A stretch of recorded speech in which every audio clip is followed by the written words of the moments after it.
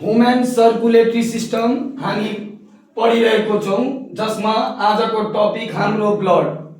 Blood हो के त एउटा फ्लुइड कनेक्टिभ टिस्यु हो ब्लड, जुन है सर्कुलेट हुन्छ, है जुन सर्कुलेट हुन्छ कार्डियोभास्कुलर सिस्टम, है that circulate through cardiovascular system means circulatory system, है एउटा स्पेशल फ्लुइड कनेक्टिभ टिस्यु हो जसले ट्रांसपोर्ट को काम, रेगुलेशन को काम, प्रोटेक्शन को काम, है यिनीहरुको फंक्शन गर्ने गर्छ, है एकदम इम्पोर्टेन्ट टपिक हाम्रो ब्लड।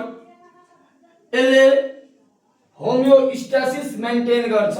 होमियोस्टेसिस भनेर हामीले प्रिभियस क्लासहरुमा पनि पढ्यौं, जसले इन्टरनल इन्भाइरोमेन्ट है को स्टेबिलिटीलाई मेन्टेन गर्छ।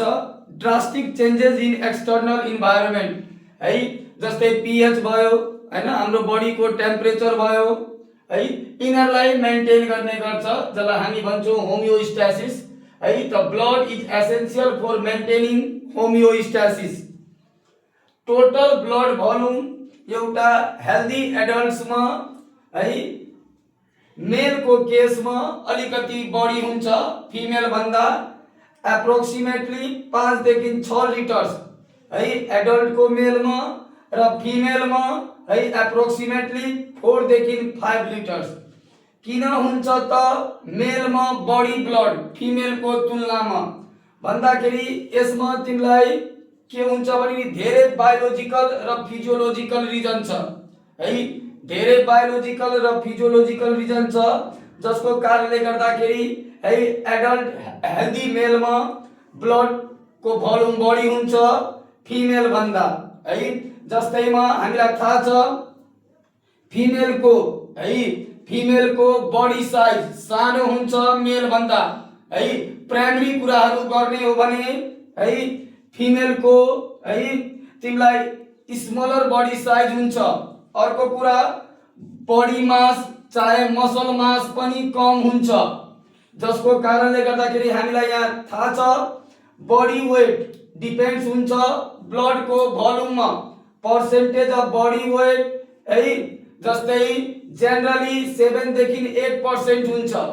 अगर साइज कम भयो, बडी को मास चाहे मसल मास कम भयो भने स्वाभाविक छ बडी वेट को पर्सेन्टेज है तिमीलाई ब्लड भोल्युम सँग डिपेन्ड छ भनेपछि नेचुरली त्यो पनि कम हुने भयो। यसको मतलब है मेल भन्दा फिमेल को ब्लड को भोल्युम कम हुन्छ। अरु पनि कारणहरु छन्, है मैले यहाँ लेखिदिएको छु। Female generally have less blood volume than males due to various biological and physiological reasons. जस्तै एक नम्बरमा smaller body size, lower body mass, है चाहे मसल मास, है अर्को कुरा फीमेलमा मेन्सुरेसन ब्लड को लस हुन्छ लगभग 30 देखि 40 ml पर साइकल एभरेजमा। यो कारणले गर्दाखेरि पनि है फीमेलमा है ब्लड को भोल्युम कम हुनु। अर्को male androgen testosterone, male hormone testosterone जसले आरबीसी को प्रोडक्सन गराउँछ, है यसले बोन म्यारोलाई एक्टिभेट गराइदिन्छ, है यो टेस्टोस्टेरोनले है बोन म्यारोलाई एक्टिभेट गराइदिन्छ, जसको कारणले गर्दाखेरि इरिथ्रोपोएसिस भनेको आरबीसी को फर्मेसन, है आरबीसी को फर्मेसन इन्क्रिज भइहाल्छ। तर फीमेल को केसमा टेस्टोस्टेरोन एकदमै कम हुन्छ, जसको कारणले गर्दाखेरि आरबीसी को फर्मेसन इरिथ्रोपोएसिस मेल जतिको हुन सक्दैन। यही कारणहरु छन् जसको कारणले गर्दाखेरि मेलमा ब्लड को भोल्युम बढी हुनु, फीमेलमा ब्लड को भोल्युम कम हुनु। त केही प्वाइन्टहरु छन्, smaller body size, lower body मास और मसल मास, है मेन्सुरेसन को कुरा आयो, र अर्को है टेस्टोस्टेरोन को कुरा आयो। यिनीहरुको कारणले गर्दाखेरि है मेलमा बढी र फीमेलमा कम है ब्लड को volume. Percentage of body weight 7 देखि 8% है टोटल बॉडी वेट में 7 देखि 8% ब्लड भोल्युम। अकुपाई गरेको हुन्छ। अब तिमीलाई यो जुन छ हाम्रो ब्लड है, ब्लड भेसल्स, ब्लड सेलहरू है, मेजोडर्मल इन ओरिजिन, जब ग्यास्ट्रुलेसन हुन्छ है, तिमीहरूले डिटेलमा रिप्रोडक्टिभ सिस्टममा पढ्छौ, ह्युमन रिप्रोडक्टिभ सिस्टममा जब ग्यास्ट्रुलेसन हुन्छ, ग्यास्ट्रुलेसनको केसमा के हुन्छ भने नि है, टु लेयर्ड स्ट्रक्चर जस्तै इक्टोडर्म र इन्डोडर्म है, ectoderm outer layer, endoderm inner layer, यो दुवै लेयरको बिचमा मेजोडर्म को फर्मेसन हुन्छ है। ग्यास्ट्रुलेसन पिरियडमा है, इक्टोडर्म र इन्डोडर्म को बिचमा है, मेजोडर्म को फर्मेसन हुन्छ र जुन यो ब्लड छ मेजोडर्मल इन ओरिजिन हो है, मेजोडर्मल इन ओरिजिन पहिले हुन्छ है, टु लेयर्ड स्ट्रक्चर, त्यसपछि है ग्यास्ट्रुलेसन को समयमा 3 लेयर्ड स्ट्रक्चर भइहाल्छ है, इक्टोडर्म, मेजोडर्म र इन्डोडर्म है, ग्यास्ट्रुलेसन को समयमा। त्यसैले सुरुमा भनिन्छ है बाइलेमिनार डिस्क, बाइलेमिनार डिस्क दुईटा लेयर भएको है, दुईटा स्ट्रक्चर भएको, लेयर भएको बाइलेमिनार डिस्क, र ड्युरिङ ग्यास्ट्रुलेसन पिरियडमा 3टा लेयर भयो, त्यसैले ट्राइलेमिनार डिस्क, ट्राइलेमिनार डिस्क भन्नुको अर्थ ग्यास्ट्रुलेसन पिरियडमा है बाइलेमिनार डिस्क है, ट्राइलेमिनार डिस्कमा चेन्ज भइहाल्छ, मतलब 3टा लेयर भइहाल्छ। It is mesodermal in origin during embryonic development, जब इम्ब्रायोको डेभलपमेन्ट हुन्छ, blood cell and blood vessel both arise from this layer है, जब इम्ब्रायोको डेभलपमेन्ट हुन्छ, ब्लड सेल र ब्लड भेसल दुवै अराइज हुन्छ मेजोडर्मलबाट है, र it is slightly alkaline, neutral भन्दा अलिकति बढी हुन्छ, स्लाइटली अल्कलाइन है, 7.35 एप्रोक्सिमेटली 7.35 देखि लिएर 7.45 सम्म यसको पीएच हुन्छ है, जनरली हामी भन्छौं 7.4, स्लाइटली अल्कलाइन हुन्छ र ओपाक हुन्छ, भनेको ओपाक हुन्छ भन्नुको अर्थ है light does not pass easily है, यसले लाइटलाई इजिली पास गर्न दिदैन, किनभने यो भित्र धेरै भेरियस कम्पोनेन्टहरु हुन्छन् है, इरिथ्रोस, आरबीसी, डब्ल्यूबीसी, प्लेटलेट्स, विभिन्न किसिमको कम्पोनेन्टहरु हुन्छन्, जसको कारणले गर्दाखेरि लाइट इजिली पास हुँदैन। ब्लड को स्टडीलाई हेमाटोलोजी भनिन्छ है, ब्लड को स्टडीलाई हेमाटोलोजी, र यो दुईटा पार्टमा बाँडिएको छ, प्लाज्मा र फर्म्ड एलिमेन्ट्स है, हाम्रो ब्लड जुन छ दुईटा पार्ट्समा बाँडिएको छ, प्लाज्मा र फर्म्ड एलिमेन्ट्स। प्लाज्मा 55% कभर गरेको हुन्छ, व्हेreas फर्म्ड एलिमेन्ट्स 45%। पहिले हामी प्लाज्मा पढौं जसले 55% कभर गरेको हुन्छ। Plasma pale yellow just like a straw है, पेल येलो, हल्का येलो है, जस्ट लाइक अ स्ट्रॉ, पराल जस्तै है, पेल येलो फ्लुइड हो जसले कन्टेन गरेको हुन्छ वाटर 90 to 92%, भन्नुको अर्थ प्लाज्मामा है मोस्टली वाटर हुन्छ है, pale yellow fluid that contains water 90 to 92%, र प्लाज्मा प्रोटीन 7 to 8%। प्लाज्मा प्रोटीनमा जस्तै एल्बुमिन भयो जसले ऑस्मोटिक प्रेशर मेन्टेन गर्छ, ग्लोबुलिन जसले एन्टिबडी को प्रोडक्सन गर्छ, खास गरी गामा ग्लोबुलिनले प्रोडक्सन गर्छ, जसलाई हामी इम्युनोग्लोबुलिन पनि भन्छौं है, गामा ग्लोबुलिन जसलाई इम्युनोग्लोबुलिन भन्छौं है, तिनीहरूले एन्टिबडी को प्रोडक्सन गर्छ। फिब्रिनोजेन है क्लटिङ फ्याक्टर हो है, ब्लड क्लटिङ फ्याक्टर हो यो फिब्रिनोजेन।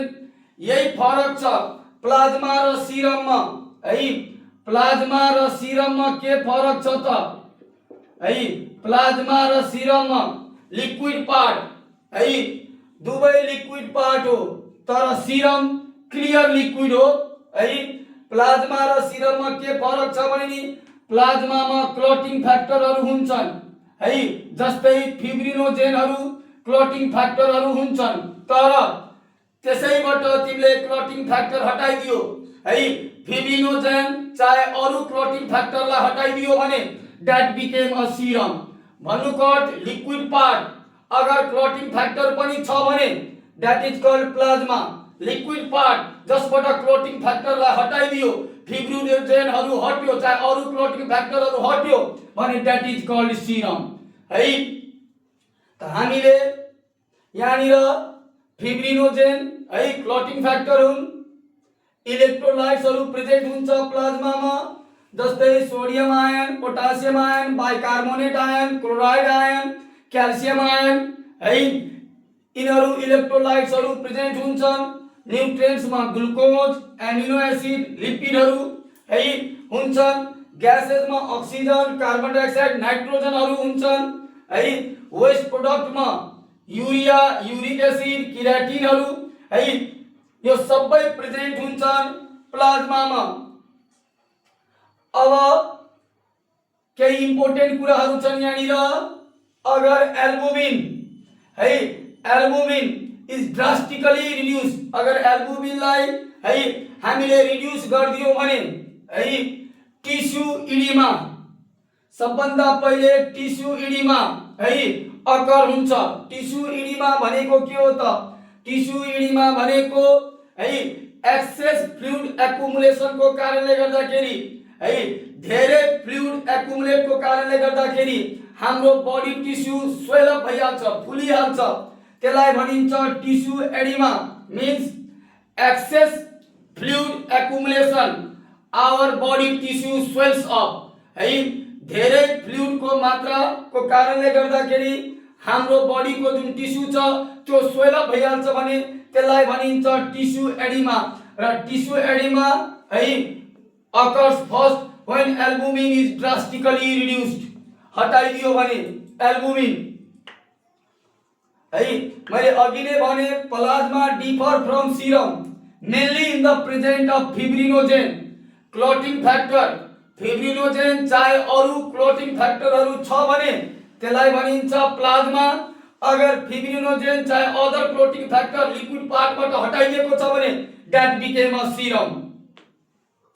र फिब्रिनोजेन को शॉर्टेस्ट हाफ लाइफ हुन्छ है, जस्तै एप्रोक्सिमेटली बिट्विन 3 to 5 डेज है।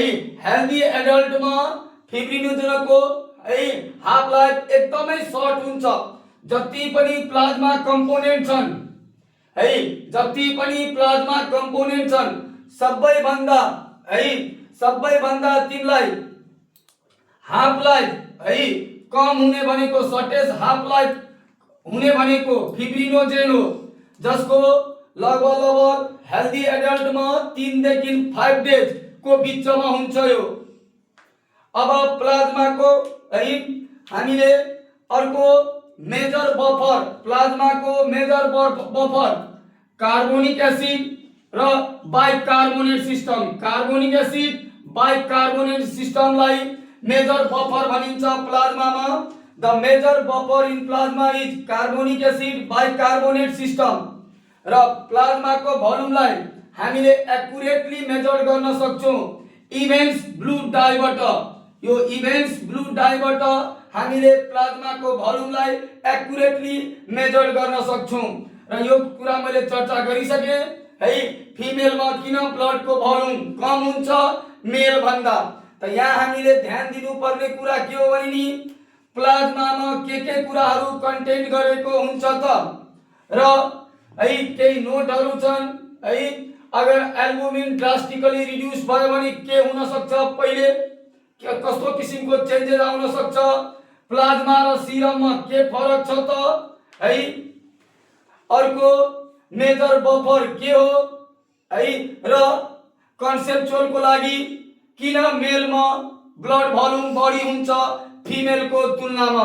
यति कुरा हामीलाई नलेज हुनु पर्यो है ब्लडमा। अब हामी प्लाज्मा पढिसकेपछि अब हामी फर्म्ड एलिमेन्ट्स पढ्छौँ जुन 45% हुन्छ, जसमा हामी है आरबीसी, डब्ल्यूबीसी र प्लेटलेट्स, आरबीसी, इरिथ्रोसाइट्स, लिकोसाइट्स र थ्रोम्बोसाइट्स यिनीहरूको बारेमा हामी पढ्छौँ नेक्स्ट क्लासेसमा। Thank you.